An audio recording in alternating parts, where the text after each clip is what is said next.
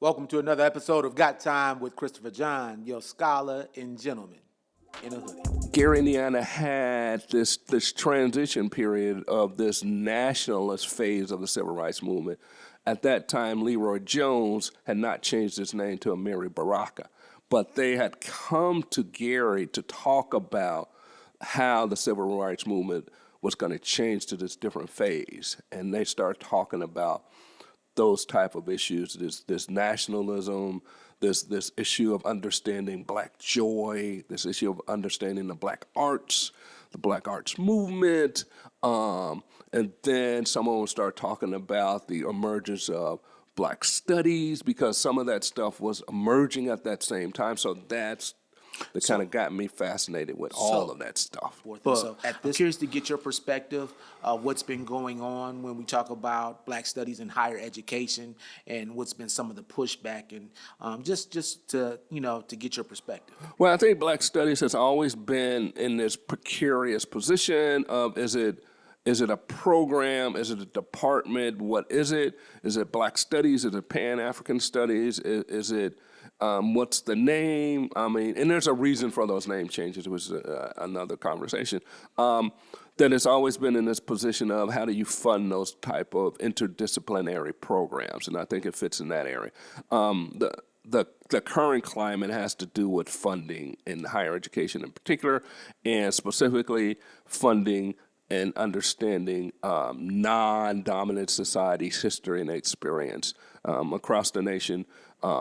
We're in this kind of, I call valley. I mean, I'm a religious person. I think we have peaks and valleys, and if you don't have some sort of spiritual understanding of that, that's a whole nother conversation too. You probably need to figure that out sooner than later, that we're in a valley of understanding that there's always been attacks on non-dominant populations, history, experience, and so forth. And I think we're in a valley at this point of understanding that that material is under attack, but I think there's always the mountains coming sooner than later. So it's not new. It's just a different version. It's a different environment. It's a different experience. You were talking about the Clark Sisters song. I mean, Ty Tribbett has a song that's called "We're Gonna Be All Right." Yeah. So he talks about that pain and joy at the same time. It's like we're gonna be all right.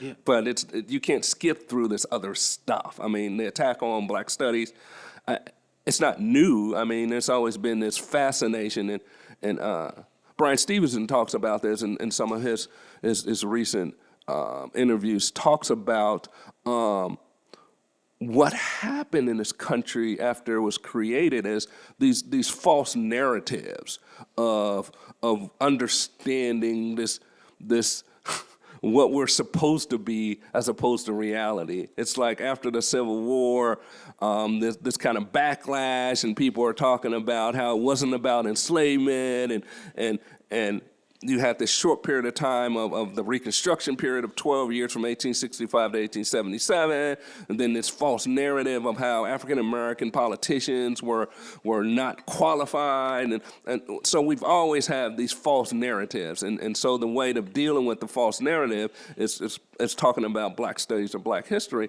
and I think that's being attacked on a certain level because it forces folks to deal with false narratives. And folks don't want to deal with the false narratives.